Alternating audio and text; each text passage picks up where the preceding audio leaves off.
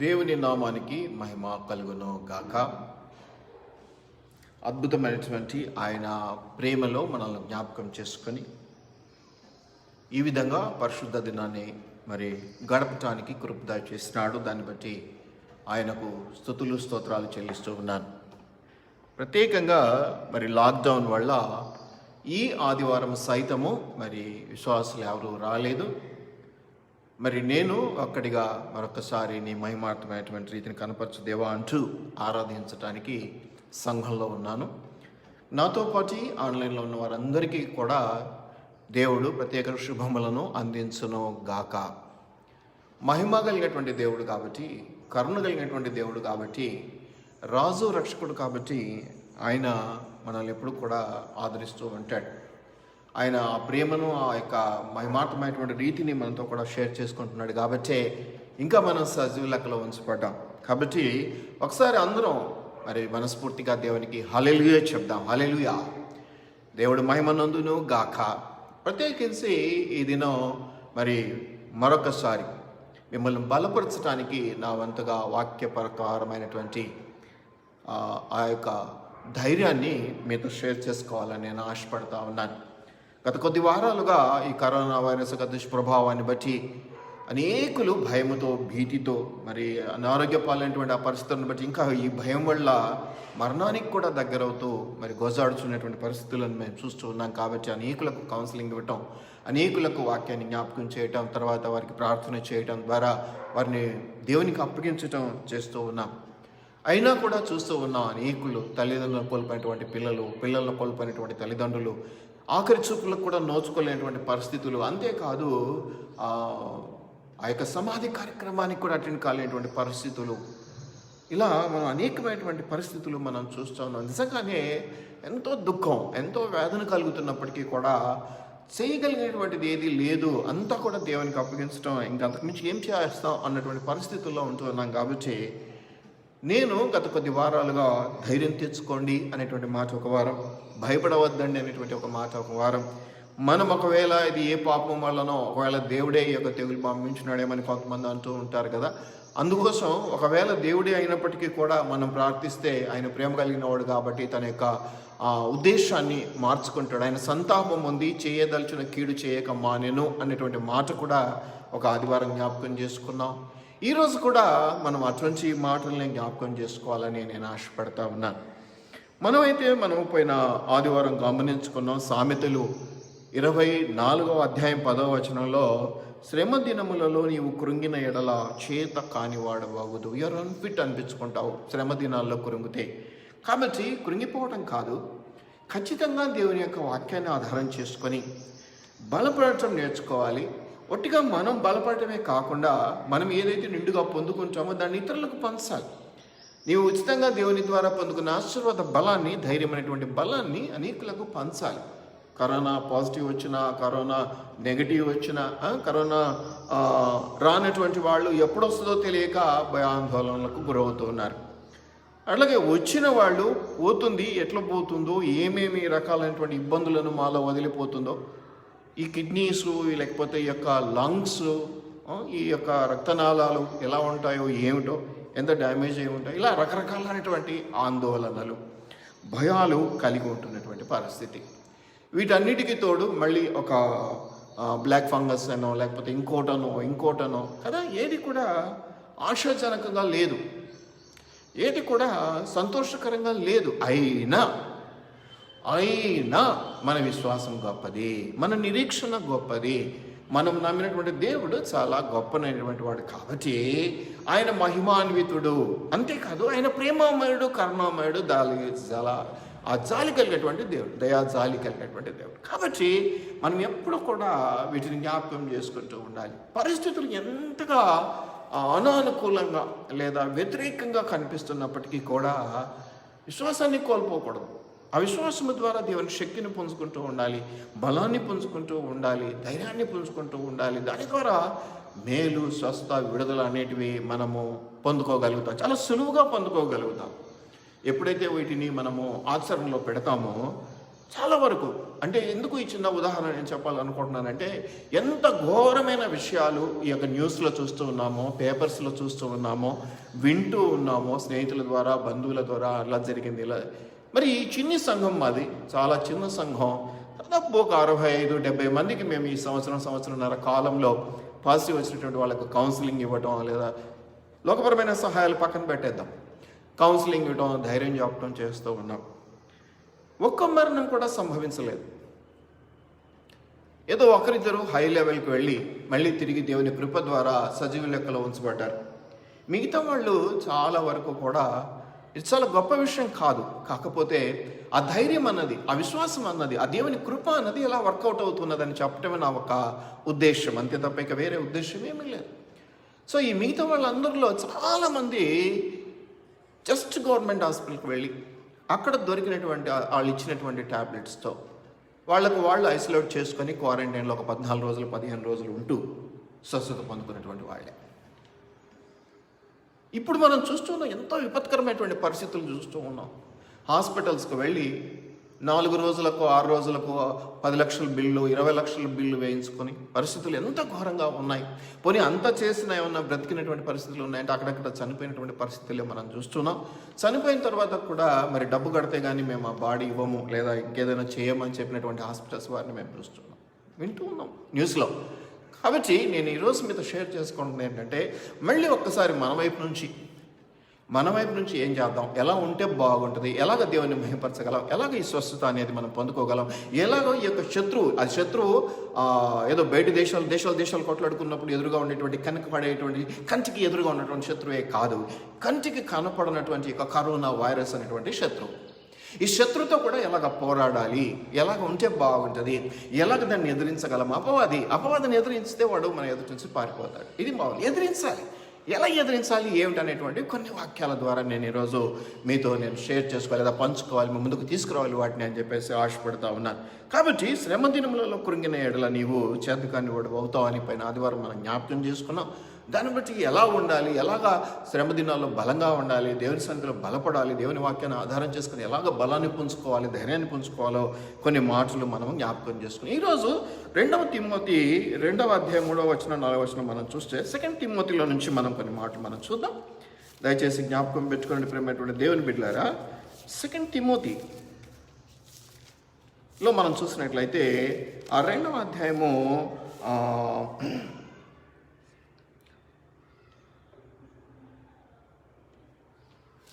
3వ వచనము తర్వాత కొంచెం చూస్తే మీరు అక్కడ ఏముందో చూడండి. 4వ వచనం కూడా చదువుదాం. క్రీస్తు యేసు యొక్క మంచి సైనికుని వలె నాతో కూడా శ్రమను అనుభవించుము. శ్రమను అనుభవించడానికి ఒక మంచి సైనికుని వలె నాతో కూడా ఉండమని చెప్తూ, సైనికుడు ఎవడునో యుద్ధమునకు పోవునప్పుడు తన్ను దండులో చేర్చుకున్న వానిని సంతోషపెట్టవలనని ఈ జీవన వ్యాపారములలో చిక్కుకొనడు. మరియు జట్టి అయిన వాడు పోరాడునప్పుడు నియమ ప్రకారము పోరాడకుంటే వానికి కిరీటము దొరకదు. ఈరోజు ఇవన్నీ మాటల్లో నుంచి నేను ప్రత్యేకించుకున్నటువంటి ఒక చిన్న అంశం లేదా చిన్న మాట ఏంటంటే, మంచి సైనికుడు, గుడ్ సోల్జర్ కదా. మనం చూస్తూ ఉంటాం ఈ లోకరీతిగా army, air force, navy recruitments జరుగుతూ ఉంటాయి కదా. శరీర దారుఢ్యాన్ని చూస్తారు, కొన్ని పరీక్షలు పెడతారు. ఈ రోజుల్లో కొంత ట్రైనింగ్ ఇచ్చేటువంటి సంస్థలు కూడా వెలుస్తాయి, వాటిలో కూడా చేరి కొంతమంది ట్రై చేస్తూ ఉంటారు. ఏది ఏమైనప్పటికీ కూడా ఒక రిక్రూట్మెంట్, ఒక సెలక్షన్ టీం, ఒక సెలక్షన్ అనేది జరుగుతుంది. దేవుడు ఎంచుకుంటాడు, ఏర్పాటు చేసుకుంటాడు అన్నట్టుగా, ప్రత్యేకపరచుకుంటాడు అన్నట్టుగా ఈ రిక్రూట్మెంట్ జరుగుతూ ఉంది. మనమంతా రిక్రూటెడ్ సైనికులు.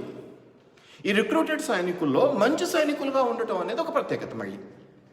కాబట్టి క్రీస్తుని అంగీకరించిన బిడ్డలు అందరం కూడా మంచి విశ్వాసులు. ఈ మంచి విశ్వాసంలో కూడా కొంత అలజడి ఉన్నది, కొంత ఇబ్బంది ఉన్నది. కొంతమంది మృత్యువాత పడుతూ ఉన్నారు, కొంతమంది దీనివల్ల వచ్చేటువంటి ఇబ్బందులు సతమతమై అతాకుతలమైనటువంటి పరిస్థితుల ద్వారా వెళ్తూ కొంచెం ఇబ్బందికరంగా మారిపోతూ ఉన్నారు. వీటన్నిటిని జ్ఞాపకం చేసుకుంటే ఇదంతా ఒక పోరాటం, ఒక యుద్ధము, పోరాటము, వాట్ ఎవర్ ఇట్ మే. కాబట్టి మనం గమనించినట్లయితే ఈ పోరాటంలో యుద్ధం అంటే మీకు తెలుసు, పెద్దగా దేశాల మధ్య పెద్దగా గుంపులుగా కదా, ఇవి ఎయిర్ ఫోర్సు, నేవీ ఇవన్నీ కూడా కలిసి పోరాడుతూ ఉంటాయి, యుద్ధం చేస్తాం. ఈ యుద్ధం పెద్దది, ఎక్కువ మంది పోరాటం, కొద్ది మంది చిన్న గుంపులు కానీ ఒకరికొకరి మధ్యలో కానీ మళ్ళీ యుద్ధం, లేకపోతే ఇంకేదో ఉంటాం, అట్లా చిన్న చిన్న పోరాటాలు ఇవన్నీ కూడా చూస్తూ ఉంటాం. అయితే ఈ మంచి సోల్జర్ అనేటువంటి మాట నేను ఈరోజు మీకు జ్ఞాపకం చేస్తాను. You are a soldier, you are selected for that. నీ రిక్రూట్మెంట్ అయిపోయింది, యు ఆర్ సెలెక్టెడ్. అయితే నీవు ఒక అండర్ ట్రైనింగ్గా ఉంటూ ఉన్నావు. ఈ యుద్ధమునకు దేవుడు మిమ్మల్ని సిద్ధపరుస్తూ ఉన్నాడు. సిద్ధపరిచే టైంలో కూడా మనకు కొన్ని వెళ్ళాల్సి ఉంటుంది, కొన్ని చోట్ల మనం పోరాడాల్సి ఉంటుంది, కొన్ని చోట్ల మనము వాటిని ఫేస్ చేయాల్సి ఉంటుంది. కాబట్టి ఈ శ్రమలలో నాతో కూడా ఫేస్ చేయంటూ ఇప్పుడు ఆ శ్రమలు వచ్చినాయి. ఇప్పుడు మనం అనుభవిస్తున్నాం. ఏదో మన ఇంట్లోనే కాదు, పక్కింట్లోనే కాదు, ఇంకొక ఇంట్లోనే కాదు, యావత్ ప్రపంచంలో ఈ శ్రమ అనేది జనాలను అతకుతలం చేస్తూ ఉన్నది. కాబట్టి ఈ శ్రమ గుండా వెళ్తున్నారు, ఈ యుద్ధం చేస్తూ ఉన్నారు. దేశాలు కరోనా మీద యుద్ధం చేస్తూ ఉన్నాయి, రాష్ట్రాలు కరోనా మీద యుద్ధం చేస్తున్నాయి. వ్యక్తిగతంగా ప్రజలు కూడా ఎవరికి వారు వ్యక్తిగతంగా కూడా కరోనా మీద యుద్ధం చేస్తూనే ఉన్నారు. వచ్చిన వాళ్ళు ఒక రకమైన యుద్ధం, రాని వాళ్ళు రాకుండా ఎలా చేసుకోవాలో దానికి సంబంధించిన యుద్ధ పోరాటం చేస్తూ ఉన్నారు. కాబట్టి మీరు ఇక్కడ గమనించినట్లయితే మంచి సైనికుడు క్రమముతో ఉంటాడట. క్రమం అనే మాట మనం ఇక్కడ చూస్తున్నాం. జడ్జి అయిన వాడు చాలా మంచివాడు, గొప్పవాడు, గట్టిపిండం అంటాం కదా. అలాంటి సైనికుడు ఏమంటారు చూడండి, పోరాడినప్పుడు నియమాలు కదా, చాలా నియమాలు ఉన్నాయి. వ్యక్తిగతంగా ఒక పోరాటానికి పోతే దానికి ఒక పద్ధతి ఉంటుంది కదా. రెజ్లింగ్ అంటే ఒక పద్ధతి, బ్యాడ్మింటన్ అంటే ఒక పద్ధతి, స్పోర్ట్స్ గురించి మనం మాట్లాడుతున్నాం. కాబట్టి ఒక్కొక్క దానికి ఒక రూల్స్ అండ్ రెగ్యులేషన్స్ ఉన్నట్టే మనం వ్యక్తిగతంగా ఈ శ్రమ, ఈ యుద్ధం ఏదైతే కరోనా మీద ప్రకటించి చేస్తూ ఉన్నామో ఇది మనం యుద్ధం చేస్తూ ఉన్నాం. ప్రతి పౌరుడు, ప్రతి బిడ్డ కరోనా మీద యుద్ధం చేస్తూ ఉన్నాడు ఏదో ఒక రీతిలో. ఈ యుద్ధానికి ఒక నియమావళి ఉన్నది. ఆ నియమావళి ఏంటో అవన్నీ కూడా మనం గమనించుకుందాం. ఇక్కడ మీరు ఏమిటంటే ఆ నియమావళిని, ఆ క్రమాన్ని తప్పక పాటించాలి. ఆ నియమాలు ఉన్నాయి. ఏంటి మాస్క్ పెట్టుకోవటం, శానిటైజర్స్ యూజ్ చేయటం, సోషల్ డిస్టెన్స్ పాటించటం, ఎక్కువగా గుంపుల్లోకి వెళ్ళకపోవటం, సాధ్యమైనంత వరకు ఫంక్షన్స్ను అవాయిడ్ చేయటం, పక్కన పెట్టేయటం, కొంతవరకు ఇవన్నీ కూడా ఒక మంచి సైనికుడిగా ఈ కరోనా మీద పోరాటంలో మనము పాటించవలసిన నియమాలు ఇవి ఏర్పాటు చేయబడ్డాయి. ఇదొక అంశం. కాబట్టి మంచి సోల్జర్, మంచి సైనికుడు, గుడ్ సోల్జర్. చూడండి, మనం ఇప్పుడు లోకరీతిగా ఈ కరోనా గురించి మాట్లాడుకుంటున్నాం. ఈ అంశాన్ని మనం ఎప్పుడు ధ్యానిస్తూనే ఉంటాం. ఎట్లా ధ్యానిస్తామంటే స్పిరిచువల్ వార్ఫేర్, ఆత్మీయ పోరాటంగా భావించి మనము దానికి అన్వయించుకొని ఆత్మీయ పోరాటంలో ఎలా ఎదగాలి, ఎలా ఉండాలి అనేటువంటి పరిస్థితులను మనం గమనిస్తూ ఉంటాం. Yes, it's also true. ఆత్మీయ పోరాటంలో కూడా మనకి ఇది రావాలి, ఈ నియమం ఉండాలి. అక్కడ కూడా మనం మంచి సైనికులు అని పేరు తెచ్చుకోవాలి. ఆత్మీయ పోరాటంలో కూడా ఎలా వెళ్తే ఏముంది, గెలిస్తే చాలు, కాదు. గెలవటమే ఇంపార్టెంట్. కానీ క్రమములో గెలవాలి, నియమములో గెలవాలి. ఇష్టారాజ్యంగా కాదు, పద్ధతిగా గెలవాలి, పద్ధతులు పాటించాలి. ఇది పోరాట నియమం అనేది నేను మీకు జ్ఞాపకం చేస్తా ఉన్నాను. మంచి సోల్జర్గా మనల్ని దేవుడు ఏర్పాటు చేసుకున్నాడు, రిక్రూట్ చేసుకున్నాడు, సెలెక్ట్ చేసుకున్నాడు. వీటిలో మనం గమనించుకోవాలి. మంచి సోల్జర్స్కి చాలా లక్షణాలు ఉంటాయి. డెడికేషన్ ఉంటుంది కదా, మంచి డెడికేషన్ ఉండాలి. వాళ్ళ యొక్క తీరే వేరుగా ఉంటుంది కదా. కొంతమందిని చూసి చెప్పేస్తాం చాలా వరకు సర్వసాధారణంగా, ఏంటి ఆ కటింగ్ చూసి అవి చూసి మీరు ఆర్మీలో పనిచేస్తారండి, మీరు నేవీలో పనిచేస్తారండి అనేస్తాం కదా. రూపురేఖలతో సహా మారిపోతాయి. శరీరము ఆ బిల్డప్ కూడా మారిపోతూ ఉంటుంది. వాళ్ళ నడక మారిపోతుంది, వాళ్ళ తీరు, వాళ్ళలో కాన్ఫిడెన్స్ లెవెల్స్ చూడంగానే అర్థమైపోద్ది. ఓకే అన్నట్టుగా, వీళ్ళు ఆర్మీలో ఉన్నారండి అన్నట్టుగా. నువ్వు ఆర్మీలో ఉన్నావు, ఏ ఆర్మీలో ఉన్నావు? ఏసఐ ఆర్మీలో ఉన్నావు. నీకు ఒక యుద్ధం వచ్చింది, ఇప్పుడు కరోనా మీద యుద్ధం. మంచి సైనికుడిగా నువ్వు చేయాల్సిన పనులు ఏమున్నాయో అవి చేయాలి. ఆ పోరాటంలో విజయం నీదే, తథ్యం, అందులో మార్పేం లేదు. కానీ నియమనిష్ఠులతో చేసేటువంటి పోరాటము దేవుడు మెచ్చుకునే పోరాటం. ఎట్లయితే ఏముంది అనేటువంటి పోరాటం కాదు. దాంట్లో నీకు విజయం వచ్చినా దాని తృప్తి వేరు, దాని యొక్క పరిస్థితి వేరే ఉంటుందేమో. కాబట్టి మనం గమనించుకున్నప్పుడు దేవుని బిడ్డలారా, దేవుని అనుగ్రహం గొప్పది, దేవుని దీవెన గొప్పది. కానీ దాన్ని సద్వినియోగం చేసుకునే పరిస్థితి కూడా గొప్పదే.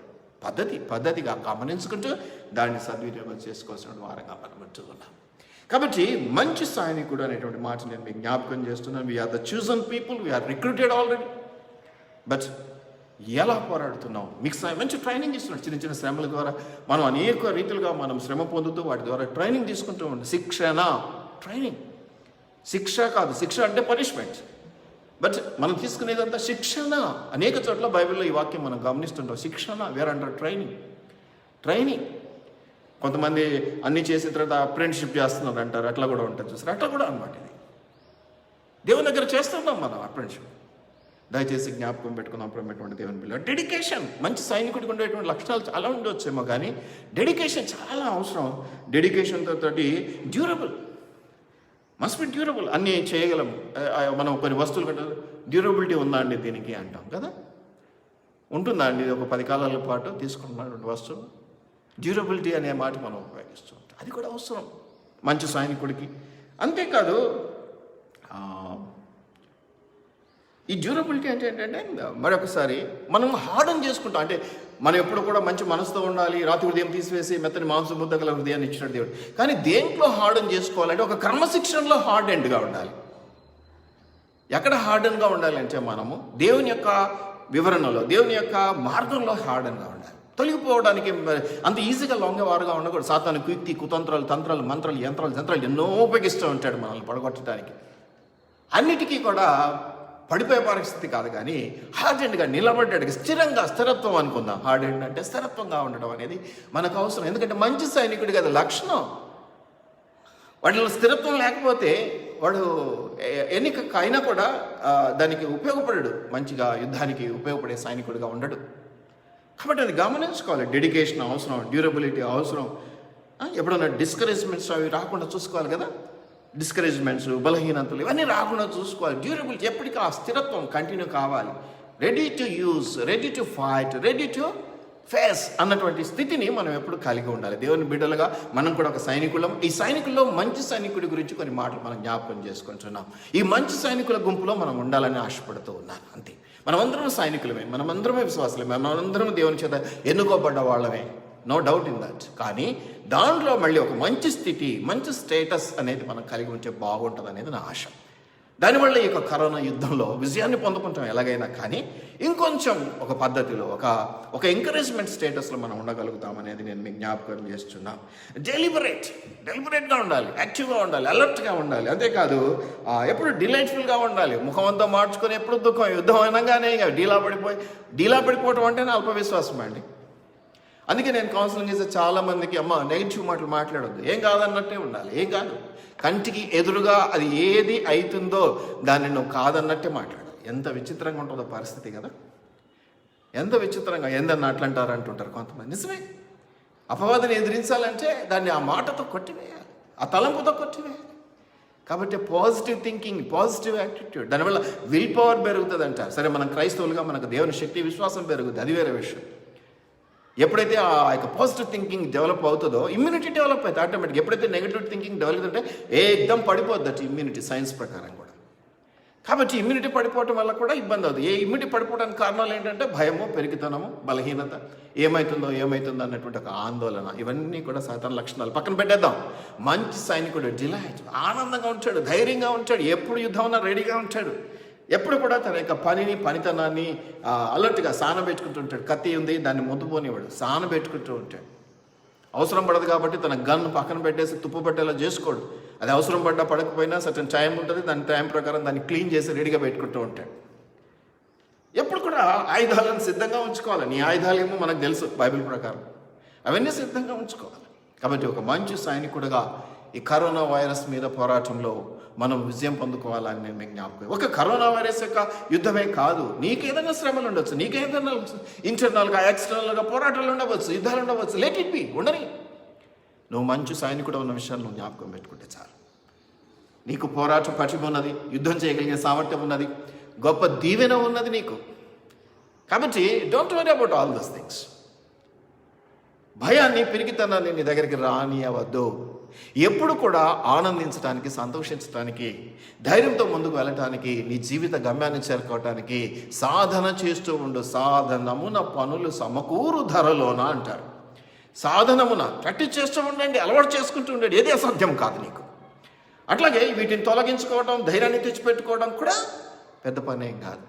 ఎన్ని ఉండనివ్వండి, వ్యతిరేక్తంగా ఎన్ని కనపడుతూ ఉండనివ్వండి, నీకు వాటన్నిటిని కూడా జయించగలగటానికి దేవుడు నీకు కృపనిస్తాడు అనేది నువ్వు జ్ఞాపకం చేసుకోవాలి. Don't be afraid.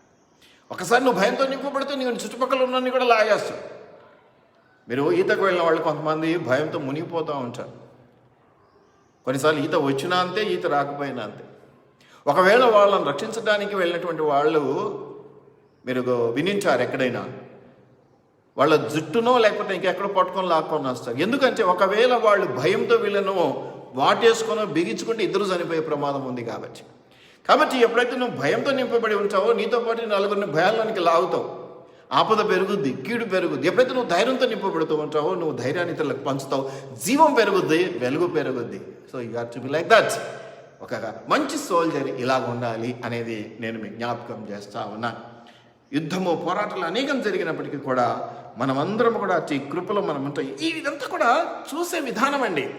మన దృక్పథం అంటాం. మనం చూసే విధానంలో మార్పు. ఒకే విషయాన్ని, ఒకే సమస్యను ఒక్కొక్కళ్ళు ఒక్కొక్క రకంగా చూస్తారు, ఒక్కొక్కళ్ళు ఒక రకంగా అర్థం చేసుకుంటారు. ఇది నువ్వు జ్ఞాపకం చేసుకోవాలి. ఒక చిన్న ఉదాహరణ చెప్తాను నేను మీకు. మోషే కానాను స్వతంత్రించుకోమని చెప్పేసాడు దేవుడు. కానాను ఇస్తున్నాడు, అది పాలుతీనలు ప్రవహించే దేశము. అయితే మోషే ఆ పరిస్థితులకు వచ్చినప్పుడు అక్కడికి కొంతమంది వేగులను అంటారు. వేగులు అంటే స్పైస్ అందాము, లేకపోతే ఇంకే అక్కడికి వెళ్ళి విచారించుకుంటారు అనమాట. మేము యుద్ధానికి వెళ్ళాలంటే అక్కడ వాళ్ళకి ఎంత సైన్యం ఉంది, ఏంటి, అక్కడ పరిస్థితులు ఏంటి అన్నీ కూడా ఈ స్పై అనేటువంటి వాడు ఏం చేస్తాడంటే, వేగులు అంటారు తెలుగులో.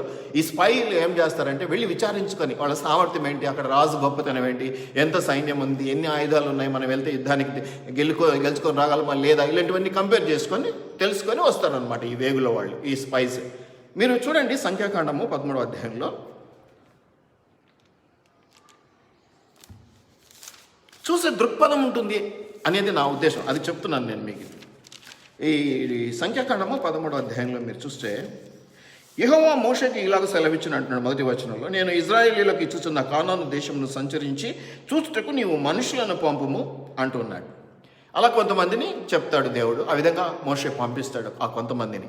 వాళ్ళు వెళ్తారు. వెళ్ళి అక్కడ ఉన్నటువంటి పరిస్థితులన్నీ చూసుకొని 23వ వచనంలో, అదే అధ్యాయం 13వ అధ్యాయంలోనే 23వ వచనంలో చూస్తే, వారు ఎష్కోలు లోయలోనికి వచ్చి అక్కడ ఒక్క గల ద్రాక్ష చెట్టు యొక్క కొమ్మను చూసి దండెతో ఇద్దరు మోసిరి. ద్రాక్ష గెలను ఒక కర్ర కట్టుకొని ఆ భుజాన ఈ భుజాన ఇద్దరు మోస్తున్నారంటే ఆ గెల ఎంత పెద్దదో ఒకసారి ఊహించండి.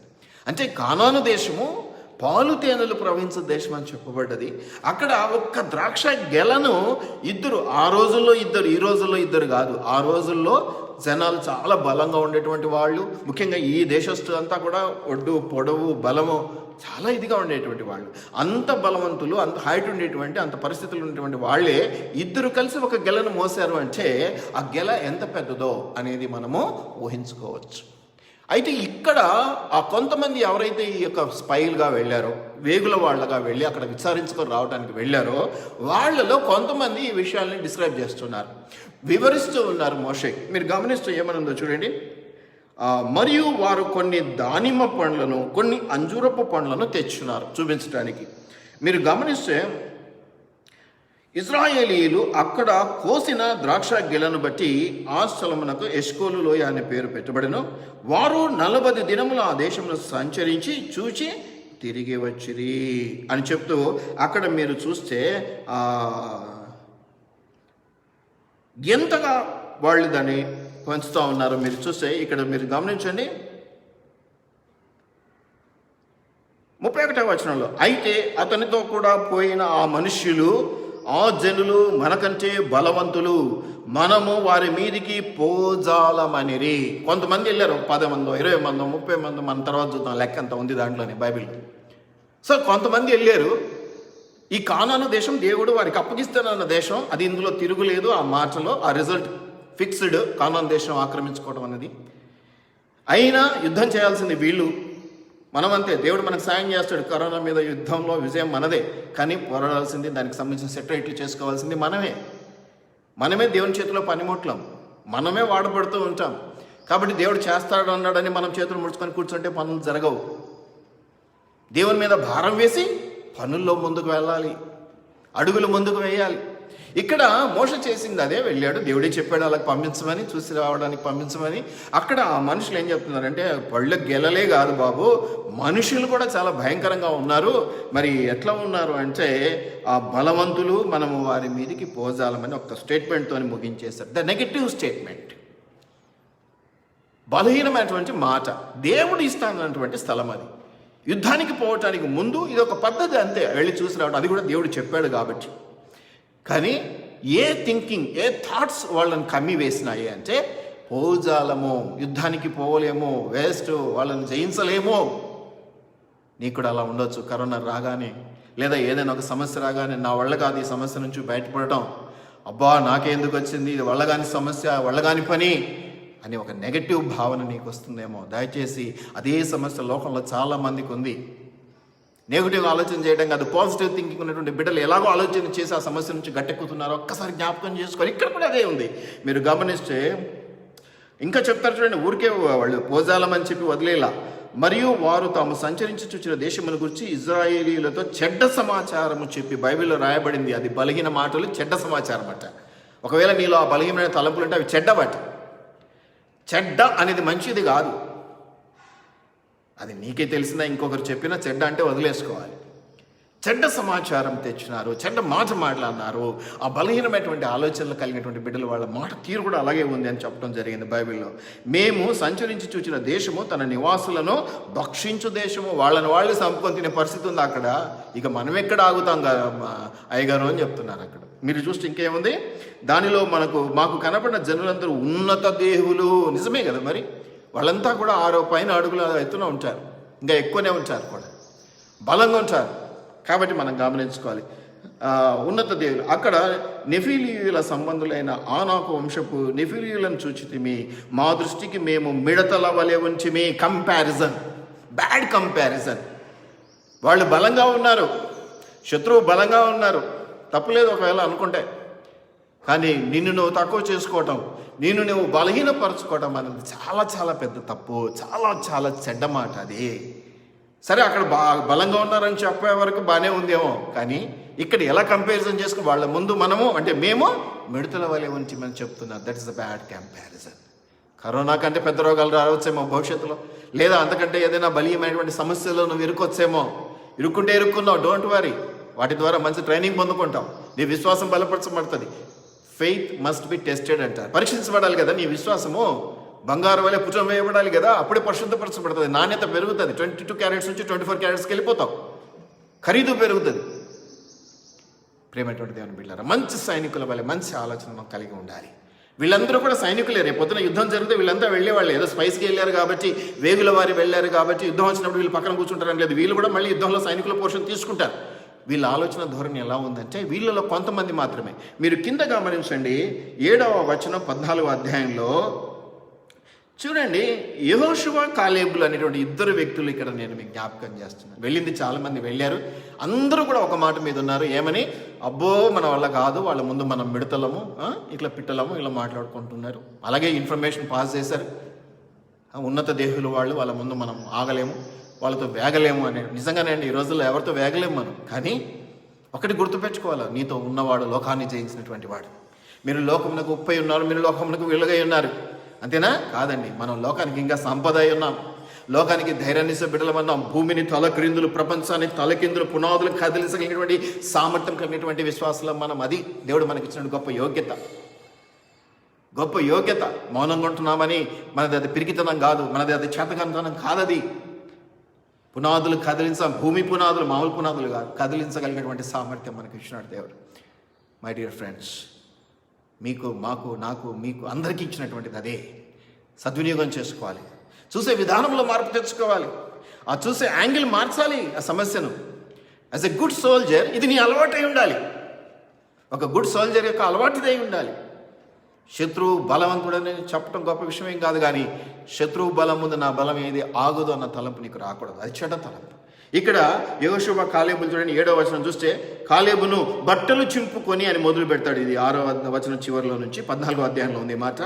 ఇజ్రాయేలీల సర్వ సమాజముతో మేము చూచిన దేశము మిక్కిలి మంచి దేశము. ఆ కొంతమంది చెప్పారు, వీళ్ళిద్దరూ చెప్తున్నారు చూడండి.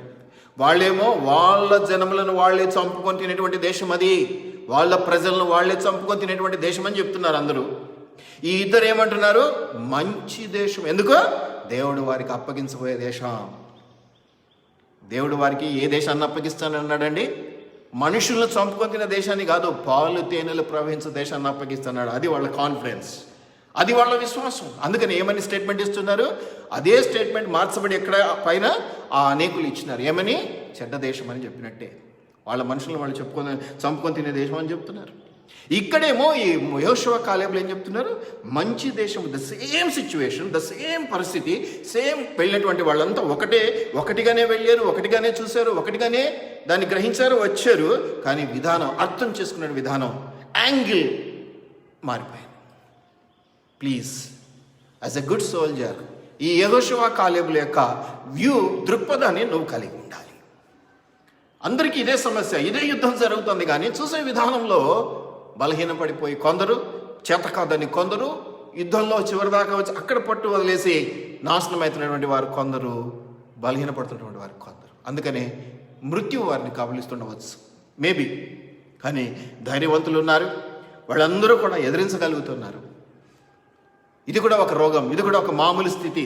ఏ సమస్య వచ్చిన, ఒక కరోనా గురించి నేను మాట్లాడడం లేదండి. మీ జీవితాలలో ఇంతకంటే భయంకరమైనటువంటి సమస్యలు వచ్చి ఆ యుద్ధంలో మీరు పాల్గొనాల్సి వస్తే మీ దృక్పథం ఇలా ఉండాలి, మీ వ్యూ ఇలా ఉండాలి, మీ అండర్స్టాండింగ్ ఇలా ఉండాలి. ఎలా ఉండాలండి? యెహోషువ కాలేబుల్లాగా. ఇది మంచిదే, సమస్య మంచిదే, మంచి ట్రైనింగ్ పొందుకోవచ్చు. ఎంతగా పెరిగితే అంత జ్ఞానం పెరుగుతుంది. దాని మీద పోరాటంలో ఎలా పోరాడాలి అన్న విషయాన్ని ఆలోచించడం ద్వారా తగిన జ్ఞానం పెరుగుతుంది, శరీరం బలపడుతుంది, ఆత్మలో విశ్వాసం పెరుగుతుంది, ఆత్మీయంగా కూడా మనము బలవంతులుగా మార్చబడుతూ ఉంటాం. కాబట్టి యుద్ధాలు పెద్దగా ఉంటే మనకు అది ఉపయోగమే, కానీ అది ఏమీ నిరుపయోగంగా పోయేది కాదు. ఏదైనా మేలుకే, కీడుకు కాదు. తుదకు మీకు మేలు చేయవలనని వాక్యంలో ఉంది, దేవుడు చెప్తున్నాడు. అది 40 సంవత్సరాల అరణ్యంలో నడిపి తుదకు మీకు మేలు చేయవలననే. దయచేసి జ్ఞాపకం పెట్టుకోండి. ఏ కుటుంబ సమస్య మిమ్మల్ని అతాకుతలం చేస్తుందేమో, డోంట్ వరీ. సతాన్ గడికి ఛాన్స్ ఇవ్వకండి. ఆ కుయుక్తి కుతంత్రంలో మీరు పడిపోకండి. ఒకవేళ కరోనా వల్ల ఇబ్బంది పడుతున్నారేమో, బీ పాజిటివ్. కరోనా పాజిటివ్ వచ్చినా కూడా పర్వాలేదు, బీ పాజిటివ్. దేవుని వాక్యం సెలవిస్తుంది, ఎప్పుడైతే మీరు బలమైన ఆలోచనలు, శక్తివంతమైనటువంటి పాజిటివ్ థింకింగ్లోకి వస్తారో, ఇమ్యూనిటీ లెవెల్స్ కూడా డెవలప్ అవుతాయి. వాడుతున్న మందులు చక్కగా పనిచేస్తాయి. కొంతమంది విషయాల్లో వింటూ ఉంటాం, మందులు వాడుతున్నామండి సరిగ్గా పనిచేయట్లేదు అంటారు. అవే మందులు పక్కోడు వాడుతున్నాడు, వాడు తిరిగి తిప్పుకోగలుగుతున్నాడు. కారణం ఏంటంటే నీలో ఉన్న బలహీనత, నీలో ఉన్న బ్యాడ్ థింకింగ్. నీలో ఉన్న బ్యాడ్ థింకింగ్ అంటే ఏంటంటే బలహీనమైనటువంటి ఆలోచన. ఏమో సరికాదేమో, ఏమో అయిపోద్దేమో, ఏదో నన్ను ఇబ్బంది పెడుతుందేమో, మరణమే వస్తుందేమో, ఇలాగా ఆలోచించడం వల్ల ఇంకా ఇంకా ఇంకా నిన్ను పాతాళానికి నెట్టివేస్తున్నది. అది ఆ యుద్ధంలో నీవు గెలవడం మాట పక్కన పెట్టేసేది, భూమి మీద కూడా ఉంచకుండా పాతాళం. మనం దావీదు విషయంలో చూసాం, పాతాళం నుండి మొరపెట్టుకుంటున్నాను, ఎక్కలేనది ఎత్తైన కొండపైకి నన్ను ఎక్కించమని మనం నిన్న ఆదివారం మాట్లాడుకున్నమాట. అట్లా పాతాళానికి దిగదీస్తూ ఉంటాడు సాతాను గారు. దయచేసి జ్ఞాపకం పెట్టుకుందాం.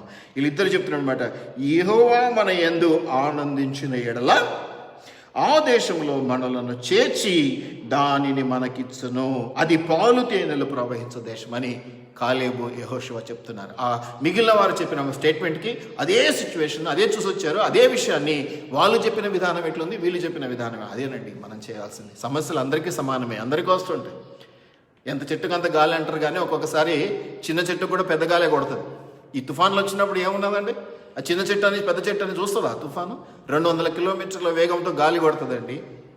దయచేసి జ్ఞాపకం పెట్టుకుందాం ప్రేమ దేవుని బిడ్డలారా. సమస్యలు అందరికీ సహజమే, కానీ దాన్ని ఫేస్ చేసే విధానం, దాన్ని అర్థం చేసుకునేటువంటి విధానం, దాన్ని క్రమంలో చూసి అర్థం చేసుకొని తీసుకునేటువంటి స్టెప్స్ విషయంలో మనం పడిపోతున్నామేమో. ఒకవేళ ఆ గుంపు ఏదైతే నెగిటివ్గా చెప్పిందో అది చెడ్డ దేశము, వాళ్ళని వాళ్ళే చంపుకొని తింటారు అని చెప్పిందో అట్లా ఆలోచన చేస్తున్నామేమో. మనము జయించలేము అన్నటువంటి మాట అక్కడ ఉపయోగించబడ్డది. అలా ఆలోచన నో, వద్దు, ఆ గుంపులను ఉండొద్దు. యెహోషువ, కాలేబు అన్నటువంటి ఆ ఇద్దరు గుంపులను ఉండు. నువ్వు ఎందుకంటే మంచి సైనికుడు, నువ్వు మంచి సైనికుడి యొక్క లక్షణం అది. మన మధ్య ఒక ఆయన చెప్తున్నాడండి, ప్రార్థన చేసేటప్పుడు అంట పగవారు ఎవరైనా ఉంటే, మామూలుగా కొంతమంది ఇలాగా చేస్తుంటారు, ఈవెన్ అన్యులు కానీ, వాళ్ళని నాశనం చేయ, వీళ్ళని నాశనం. అవసరం లేదండి, అవసరం లేదు. మనల్ని బాగు చేసుకుందాం, బాగుంది చాలు. ప్రభు మమ్మల్ని అభివృద్ధిపరచు, మమ్మల్ని ఉన్నత స్థితిలోకి తీసుకురా, మమ్మల్ని ఇంకా ఎక్కువగా దీవించు, ఇంత స్టేట్మెంట్ చాలు. అవతలని జీరో చేసి మనల్ని హైలైట్ తీసుకురమ్మని చెప్పాల్సిన అవసరం, దానివల్ల ఎక్కువ నష్టమే జరుగుతుంది. ఒక ధనవంతుడు ఇంకొక ధనవంతుడిని కంపేర్ చేసుకుంటూ ప్రభు వానికంటే ఎక్కువ సంపద నాకి అంటే బాగుంటుంది. వాడిని నాశనం చేయండి, వాడిని జీరోకి తీసుకొస్తే నిన్ను కూడా జీరోకి తీసుకురాకుండా 10 రూపాయల మీద నిలబెడతాడు దేవుడు. దానివల్ల నువ్వు ఆనందించవచ్చేమో కానీ నీకు మేలు జరగడం కాదు అది. కాబట్టి శత్రువు బలవంతటి మీద నీకు అధికారం ఇచ్చినాడని వాక్యం చెప్తుంది. అంతటి మీద, బలమంతటి మీద, ఏదో ఒక్క యాంగిల్లో ఒక్కదాని మీద నీకు అధికారం ఇవ్వడం కాదు. శత్రువు బలమంతటి మీద, ఆ శత్రువు కరోనా కావచ్చు, ఇంకో సమస్య కావచ్చు, ఆర్థిక సమస్య కావచ్చు, ఆత్మీయ సమస్య కావచ్చు, అనారోగ్య సమస్య కావచ్చు, తలనొప్పి కావచ్చు, కాళ్ళ నొప్పి కావచ్చు, పంటి నొప్పి కావచ్చు, ఏదైనా కావచ్చు అది సమస్య. శత్రువు అది. ఆ శత్రువు బలమంతటి మీద నీకు అధికారం ఇచ్చున్నాడు. ఇది తొలగిపోవును గాక, ఇది సమస్య పోవును గాక నజరేయుడైనటువంటి యేసు నామములో. Be positive, develop your positive thinking. ప్రభువుకు అప్పగించడం ద్వారా ఈ యొక్క positive energies, positive way of thinking అలవాటు చేసుకోవాలి. ఆయన కోట్లో వేసేది ప్రతిదీ ఆయనకు అప్పగించాలి, అంతే. యుద్ధము యెహోవాదే. యుద్ధం వస్తుంది కానీ మళ్ళీ యుద్ధం ఎవరిదటండి? యుద్ధము యెహోవాదే.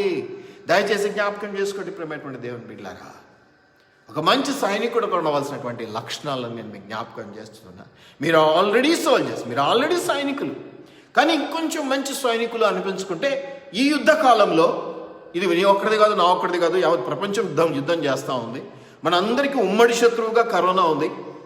లేకపోతే దేశాలు కొట్టుకుంటుండే, రాష్ట్రాలు కొట్టుకుంటూ ఉండే, వ్యక్తిగతంగా వ్యక్తులు కుటుంబాలు కొట్లాడుకుంటూ ఉండే వాళ్ళేమో. మరి ఇప్పుడు అందరినీ ఐక్యం చేసింది కరోనా. అందరూ కలిసి ఏకశత్రువుగా కరోనాను భావించి కరోనా మీద యుద్ధం ప్రకటించి తమ వంతు ఏదైతే పోరాటం చేయగలరో వారి వంతు మేర వారు చేస్తూనే ఉన్నారు. సైంటిస్టులు కొత్త మందులు కనుక్కోవడంలో ఉన్నారు. సామాన్య ప్రజలు లాక్డౌన్ ద్వారా ఇంట్లో కూర్చోవడం ద్వారా దాన్ని అరికట్టే ప్రయత్నం చేస్తూ ఉన్నారు. వచ్చిన వాళ్ళు పాజిటివ్ థింకింగ్తో బయటపడి మేము జయించి వచ్చినామన్న ఆనందాన్ని కనపరుస్తూ ఉన్నారు. ఎవరి వంతుకు వారు చేస్తున్నటువంటి పరిస్థితి మనం చూస్తూనే ఉన్నాం. మంచి సైనికులు ఎవరైతే మా చేత కాదు, మేము పడిపోతాం, మేము అప్పగించుకున్నాం, ఇక మాకు మరణమే అన్నటువంటి ఒక చెడు తలంపుతో ఉన్నారో, బీ అలర్ట్. నేను వారిని హెచ్చరిస్తున్నాను ప్రేమపూర్వకంగా. అలాంటి ఆలోచన మీ దరిదాపులకు కూడా రానివ్వకండి. ఆక్సిజన్ దొరక్కపోయినా, బెడ్లు దొరక్కపోయినా మీరు ఉన్నది దేవుని చేతిలో. ఒకవేళ నిజంగా మీరు భక్తిపరులు కాకున్నా కూడా దేవుడు కనికరం చూపించేటువంటి దేవుడు. కష్టకాలంలో, నిష్ఠుర కాలంలో నీవా నావా అన్నటువంటి పరిస్థితి దేవుడు చూడడు. మనుషులో మనం చూస్తామేమో కానీ దేవుడు అటువంటి చూడు. మొరపెట్టుకుందాం, ప్రభు సహాయం చేయని అడుగుదాం. యేసయ్యా మాకు సహాయం చేయని అడుగుదాం. తప్పక సహాయం చేస్తాడు. ఏదో ఒక రూపంలో సహాయం అందేలా దేవుడు కృప చూపిస్తాడు. అది గమనించుకో. కాబట్టి మంచి సైనికులు అనే మాట మీకు ఇడగా చూసారా? ఒక్క సిచ్యువేషన్ ఈ విధంగా ఎవరి దాకా, ఎందుకంటే మనం చిన్నప్పటి నుంచి చదువుకున్న ప్రతి క్రైస్తవుడికి తెలిసినటువంటి ఒక చిన్న కథ నేను మీకు జ్ఞాపకం చేస్తాను. దావీదు గొల్యాత్ అండి. ఈ గొల్యాతు అంతకు ముందు కూడా కొన్ని రోజులుగా ఆర్భాటం చేస్తూ ఉన్నాడు. ఎవడొస్తాడు రండి అంటున్నాడు. అదంతా మీకు తెలుసు, సమయం లేదు కాబట్టి టూకీగా చెప్తున్నాను. ఎందుకంటే దావీదు గొల్యాత్ కథ అందరికీ తెలిసిందే, చిన్నతనం నుంచి వాటిని మనం చదువుకుంటున్నటువంటి విషయమే. కాబట్టి ఈ గొల్యాత్ ఏమో మహా గొప్ప, ఒక రకంగా మన భాషలో చెప్పాలంటే రాక్షసులాగా, అంతెత్తు అంతలావు, వాడు మోసే కత్తి ఏంటి, ఆ డాల్ ఏంటి, పరిస్థితి ఏంటి, వాడి కిరీటం ఏంటి, ఇవన్నీ కూడా చూస్తే వీళ్ళకందరికీ ఏమైపోయింది? భయం ఏర్పడింది, పిరికితనం వచ్చేసింది. అందుకని ఏమీ చేయలేని పరిస్థితుల్లో వాళ్ళు ఉండిపోయారు. వాడు వచ్చి రోజు ఆ యుద్ధ సమయంలో ఆ యొక్క పరిస్థితుల్లో, ఆ యుద్ధ భూమిలో తిరుగాడుతున్నాడు, గొప్పలు చెప్పుకుంటూ. అండి ఎవడొస్తాడో చూద్దాం అన్నట్టుగా. బైబిల్లో చూడండి, మీకు ఎందుకు తెలిసిన కథ కాబట్టి నేను టూకీగా చెప్తున్నాను. ఏం జరిగిందండి? చక్కటి అందగాడు పిల్లోడు, చిన్న పిల్లోడు, లేత శరీరం, గొర్రెలు కాసుకునేటువంటి వాడు, అన్నలకు సర్ది పట్టుకొచ్చినటువంటి వాడు. ఎవరు? దావీదు. ఏం చేశాడండి? ఒక్క గులక రాయితో మట్టి కరిపించినాడు. అవునా కాదు? తల తెగ నరికినాడు భూమి మీద పడంగానే. ఏరుకున్న రాళ్ళేమో 5 రాళ్ళు. ఈ 5 రాళ్ళ గురించి కూడా నేను ఒక మాట మీకు జ్ఞాపకం చేస్తా ఉన్నాను. దయచేసి జ్ఞాపకం పెట్టుకునండి. దేవుని బిడ్డగా దావీదు సాధించిన విజయం, తనకంటే గొప్పవాడు, తనకంటే ఆర్భాటము, తనకంటే బలము, తనకంటే గొప్ప ఈ స్థితి, ఆలోచన స్థితే గొప్పగా ఉండింది గొల్యాతుకి. కానీ దేవుని బిడ్డ ముందు వాడు తల వంచక తప్పలేదు. మరణానికి అప్పగించినాడు దేవుడు వాడిని. దావీదు గొప్పతనమా అండి? కాదండి. దావీదు దేవుని ఆశ్రయించినటువంటి బిడ్డ కాబట్టి దయచేసి ఈ విషయాన్ని కూడా మీరు జ్ఞాపకం. ఈ 5 రాళ్ళది ఏం జ్ఞాపకం చేద్దాం అనుకుంటున్నానంటే, ప్రియమైనటువంటి దేవుని బిడ్డలారా, 5 రాళ్ళు వేరుకొని వెళ్ళాడు. మనకు కూడా 5 రాళ్ళు ఇప్పుడు కరోనా యుద్ధంలో ఏంటో తెలుసా? క్రైస్తవులకు మొట్టమొదటిది వాక్యాన్ని చదవటం అండి. వాక్యం స్వస్థతనిస్తుందండి బాబు. వాక్యమే మనకు ఆయుధం. 2 అంచుల వాడిన ఖడ్గం. ఒకవేళ నీవు నిజంగా మంచి సైనికుడు అయితే ఈ వాక్యం 2 అంచుల వాడిన ఖడ్గం మొదటగా ఉపయోగించాలి. ఇది ఎక్కడికి వెళ్తుందో తెలుసా? మా జాయింట్స్లోకి వెళ్ళిపోద్ది, మూలుగులోకి వెళ్ళిపోద్ది, అన్నిటిలోకి వెళ్ళిపోద్ది. అందుకనే వాక్యము ద్వారా స్వస్థతలు. చాలామందిని చూస్తున్నాను నేను. అనేక మంది మరి ఈ కరోనా టైంలో ఎవరిది మనం గమనించలేకపోతున్నాం, కానీ అద్భుతమైనటువంటి స్వస్థత వరం కలిగినటువంటి దైవజనుడు అని, ఇంటర్నేషనల్ స్పీకర్ అని, అనేక రీతులుగా స్వస్థత వరం కలిగినటువంటి వారు అని చెప్పేసి ఈ పబ్లిక్ మీటింగ్స్లో అందరూ పాంప్లెట్స్ పంచుతున్నప్పుడు చూస్తూ ఉంటాం. ప్రేమటువంటి దేవుని బిడ్డలారా, నీకు ఇచ్చినాడు దేవుడు ఒక ఆధిక్యత, నీకు ఇచ్చినాడు ఒక దేవుడు ఆశీర్వాదం. దాన్ని ఉపయోగించుకో. ముఖ్యంగా ఈ 5 రాళ్లలో మొదటి రాయి ఏంటంటే, నా ఉద్దేశం, నాకు తగిన వచ్చినటువంటి ఆలోచన వాక్యం అండి. క్రైస్తవులుగా అనుదినం, ముఖ్యంగా ఈ కష్టకాలంలో ఇంకా ఎక్కువగా వాక్యం. లాక్డౌన్ ఇచ్చిన సమయాన్ని సద్వినియోగం చేసుకుంటే ఎప్పుడు మనసులో కూర్చున్నా, నిలబడ్డా, కంటిన్యూస్గా నువ్వు బైబిల్ పట్టుకునే కంటిన్యూ కూర్చోమని నేను చెప్పట్లేదు, కానీ నిరంతరం వాక్యం అనేది నీలో అల్లలాడుతూ ఉండాలి. రెండవ మాట ప్రార్థన. ఇది కూడా అంతేనండి. కూర్చున్నా, లేసినా నువ్వు కంటిన్యూస్గా ఇలాగే చేయని దేవుడు ఏం చెప్పలేదు. కాబట్టి నిరంతరం నీ యొక్క హృదయం, నీ కళ్ళు ఏమన్నా చేస్తుండొచ్చు, నీ శరీరం ఏమన్నా చేస్తుండొచ్చు, నీ మనసు మాత్రం దేవుని ఆనుకునే ఉండాలి. ఇది రెండవ రాయి. గులకరాయి అందాం, ఇంకేదన్నా అందాం, దావీదు తీసుకున్నటువంటి రాళ్ళు. ఇక మూడవది ఏంటంటే లోకపరంగా మాస్క్ పెట్టుకోవటం, 4వది శానిటైజర్ యూజ్ చేయటం, 5వది సోషల్ డిస్టెన్స్ పాటించడం. కాబట్టి మొదటి 2 దైవికమైనవి ఏమిటండి? వాక్యం, దేవుని వాక్యం, పరిశుద్ధ గ్రంథాన్ని చదువుతూ ఆ యొక్క హీలింగ్ అనేది తీసుకొచ్చుకోవాలి. రెండవది ఏంటండి? ప్రార్థన. ప్రార్థన ద్వారా దేవునికి అనేక మనలు ఈ రోజుల్లో ఎంతోమంది యొక్క పాజిటివ్ అని బాధపడుతున్నటువంటి హాస్పిటల్స్ ఉన్న వాళ్ళందరూ, నీకు తెలిసిన వాళ్ళు కానీ తెలియని వాళ్ళు కానీ న్యూస్లో చూస్తూ ఉంటాం. కాబట్టి వాళ్ళందరి గురించి ప్రభువుకు విన్నవించుకోవాల్సినటువంటి బాధ్యత నీ మీద ఉంది. ఎందుకంటే దేవుని బిడ్డవు, నువ్వు మంచి సోల్జర్. నీవు సంరక్షించుకోవడమే కాదు, నీ పక్క సోల్జర్కి కూడా నువ్వు ప్రొటెక్షన్ ఇచ్చేవాడిగా ఉండాలి. ఇద్దరు కలిసి యుద్ధంలో విజయాన్ని తీసుకురావాలి మన దేశానికి, మన రాష్ట్రానికి అన్నట్టుగా. దయచేసి జ్ఞాపకం పెట్టుకుందాం ప్రేమైనటువంటి దేవుని బిడ్డలారా. 5 గులకరాళ్ళు. మొట్టమొదటిది వాక్యము, రెండవది ప్రార్థనా స్వభావం, మూడవది మాస్క్ ధరించడం, 4వది శానిటైజర్ యూజ్ చేయడం, 5వది ఈ విధంగా మనం అన్ని చేర్చుకుంటూ వెళ్ళవచ్చు. ఏదైతే మనకు క్షేమకరమో, ఏదైతే ఆశీర్వాదకరమో దాన్ని ఎందుకు పోట్టుకోవాలండి? జ్ఞానం కలిగినటువంటి బిడ్డల ఆశీర్వాదాలను వదులుకుంటారని నేను అనుకోను. బుద్ధి కలిగినటువంటి కన్యకలు, బుద్ధి లేని కన్యకల గురించి మనందరికీ తెలుసు. దయచేసి వాటిని అన్నింటినీ పాటించాలి, వాటిని అన్నింటినీ అవగాహన చేసుకోవాలి, అర్థం చేసుకోవాలి. రాబోయే రోజుల్లో ఇంతకంటే కష్టమైనటువంటి సిచ్యువేషన్స్ మనం ఫేస్ చేయాల్సి వస్తే ఇదే బెస్ట్ ట్రైనింగ్ మనకి. ఇప్పుడు ఈ యుద్ధంలో మనం విజయం సాధిస్తే రాబోయే రోజుల్లో ఇంతకంటే గొప్ప వాటి మీద కూడా విజయం తథ్యమే. ఎందుకంటే యుద్ధము యెహోవాదే. కాబట్టి ప్రేమటువంటి దేవుని బిడ్డలారా, దయచేసి గమనించుకుందాం. కాబట్టి ఈ 2 ఎగ్జాంపుల్స్ నేను మీకు చూపిస్తున్నాను. దావీదు గొల్లియతులను పోల్చుకుంటే ఆ కథ మీ అందరికీ తెలుసు. దావీదు ఎటువంటి వాడు? అందగాడు, మంచివాడు, చిన్నపిల్లల లాంటి వాడు. మరి గొల్లియాత్ ఏమో ఆజానుభావుడు, 6 అడుగులోడు, 7 అడుగులు. తర్వాత శరీరం ఏంటి, బలం ఏంటి, వాని ఎత్తెంత, బలం ఎంత, వెయిట్ ఎంత, హైట్ ఎంత అన్నది చూస్తే ఇక దావీదుకు ఎక్కడ కూడా విజయం దొరికే అవకాశం లేదు. కానీ దేవుని బిడ్డగా విజయాన్ని పొందుకున్నాడు. వాడిని తెగ నరికినాడు వాడి తల. గొల్లియాత్ కంటే మించిన సమస్య కావచ్చు కరోనా సమస్య. మీ ఇంట్లో గొల్లియాత్ కంటే గొప్పనటువంటి ఆర్థిక సమస్య ఉండిండవచ్చు, ఆత్మీయ సమస్య ఉండిండవచ్చు. అది గొల్లియాత్ కంటే పెద్దదే కావచ్చు. కానీ నీవు దావీదు వంటి వాడవు, నీవు దేవుని బిడ్డలు. 2 అంచుల వాడి అయిన దేవుని వాక్యం ఖడ్గము ద్వారా ఆ సమస్యను చీల్చి చెండాడు. That's all. ఇవన్నీ స్పిరిచువల్ వార్ఫేర్. నువ్వు మంచి సైనికుడు, దట్స్ ఆల్. ఇది నా చివరి కంక్లూజన్ ఏంటంటే, నువ్వు మంచి సైనికుడు, దట్స్ ఆల్. మంచి సైనికుడి యొక్క పోరాటం ఇది. మంచి సైనికుడి యొక్క పోరాటంలో ఉన్నటువంటి ఆ యొక్క విజయం ఇది అనేది నువ్వు జ్ఞాపకం చేసుకోవాలి. ప్రియమైనటువంటి దేవుని పిల్లలారా, గమనించుకుందాం. ఎవరు డీలా పడిపోక్కర్లేదు, ఎవరు బలహీన పడిపోలేక్కర్లేదు. అరే మనుషులకు కాక మానవులకు వస్తాయండి కష్టాలు. మరి నీకు నాకెందుకు పెట్టాడు? భరించగలం కాబట్టి, నిలబడగలం కాబట్టి, దేవుని మహిమపరచగలం కాబట్టి, ఎట్టి సిచ్యువేషన్లో కూడా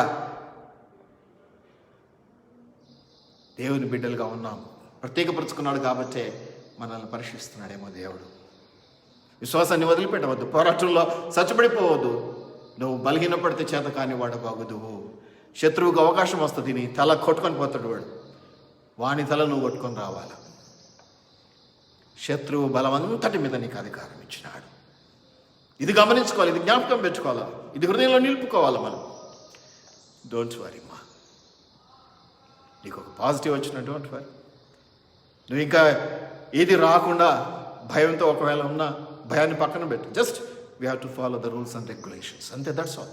ఇట్స్ ఒక బెస్ట్ ట్రైనింగ్ ప్రోగ్రామ్. అయినా బలహీనపడకండి. ఖచ్చితంగా సమాధానం ఉన్నది, ఖచ్చితంగా ఒక ఎండ్ పాయింట్ ఉంటుంది. ఏ సమస్యకైనా పరిష్కారం ఉంటుంది, వస్తుంది. ఏదో ఒక దానికి టైం రావాలంతే. అద్భుతాల కోసం, ఆశ్చర్యకార్యాల కోసం ఎదురు చూడకుండా వాక్యాన్ని చదువుతూ, ప్రార్థన చేసుకుంటూ, ప్రభువుకు అప్పగించుకుంటూ, లోకపరమైనటువంటి చట్టాలను గౌరవిస్తూ, బయట తిరగకుండా మాస్కులు ధరించి, శానిటైజర్స్ చూసుకుంటూ, తర్వాత ఇక సోషల్ డిస్టెన్స్ పాటించుకుంటూ ముందుకు వెళ్తూ ఉంటే సమస్య దానంతకు అదే పలసపడిపోతుంది. ఏదో ఒక రోజు ముగింపు వచ్చేస్తుంది, ఎండ్ పాయింట్ వచ్చేస్తుంది. ఇది నేను మీకు జ్ఞాపకం చేస్తున్నాను. ఎందుకు ఈ విధంగా చెప్తున్నానంటే, 1 సమూయేలు 17:40 చూడండి. 1 సమూయేలు 2 మాటలే ఉన్నాయి, అవి చూపించి నేను ముగించేస్తాను. 1 సమూయేలు 17:40 ఒక మాట నేను చూపిస్తాను.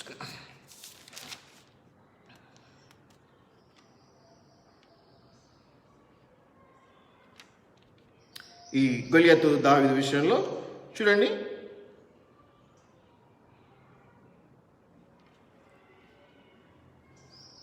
ఎట్లుగా వాళ్ళ మధ్య డిస్కషన్ జరిగింది. ఈ దావీదు గొలియాతు కథ ఈ యొక్క ప్రాంతంలో ఉంది. 1 సమూయేలు 17వ అధ్యాయం నుంచి మీరు చదువుకోనండి. యెషయా 41:9-10 వచనాలు చూద్దాం. యెషయా 41:9-10 వచనాలు. నా సేవకుడు అయిన ఇజ్రాయేలు, నేనేర్పరచుకున్న యాకోబు, నా స్నేహితుడైన అబ్రహాము సంతానమా అంటే మనం అందరం అందాం ఒక ఉదాహరణగా.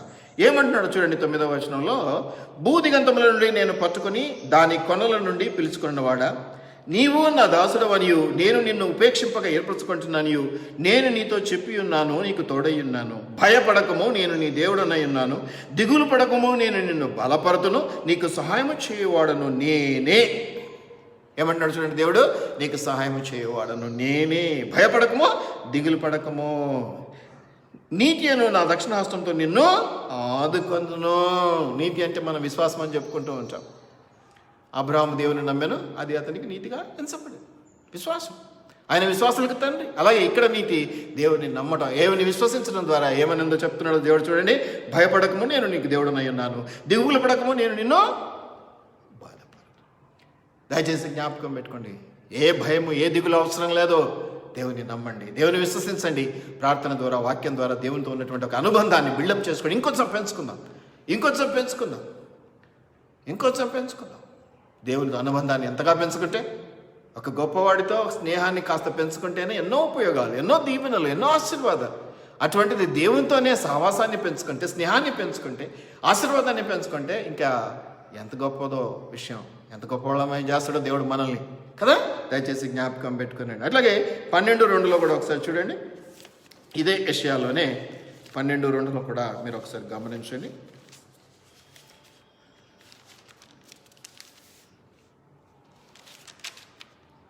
ఇదిగో నా రక్షణకు ఆధారమగు కారణభూతుడకు దేవుడు, నేను భయపడక ఆయనను నమ్ముకొనుచున్నాను. యెహోవాయే నాకు బలము, ఆయనే నా కీర్తనకు ఆస్పదము, ఆయన నాకు రక్షణాధారం. ఆయనను నమ్ముకోవటం వల్ల ఆయన రక్షణాధారం అవుతూ ఉన్నాడు. ఆయన మనల్ని కాపాడుతున్నాడు. నమ్ముట నీ వలనైతే నమ్మువానికి సమస్తము సాధ్యమే. నమ్ముట వలన సమస్తాన్ని సాధ్యపరుచుకుంటాం. దేవునితో దగ్గరతనం వల్ల విశ్వాసాన్ని పెంచుకుంటాం. అట్టి బలము ద్వారా ఎట్టి యుద్ధాన్నైనా జయిస్తాం. కారణం ఏమిటంటే మనం ఆయన చేతులు, దేవుని చేతిలో పనిముట్లము అనేది నేను మీకు జ్ఞాపకం చేస్తా ఉన్నా. అంతేకాదు చివరిలో మరి 2 తిమోతి 1:7 మనం చూస్తున్నాం. 2 తిమోతి 1:7 ఒకసారి చూడండి. 2 తిమోతి 1వ అధ్యాయం 7వ వచనంలో,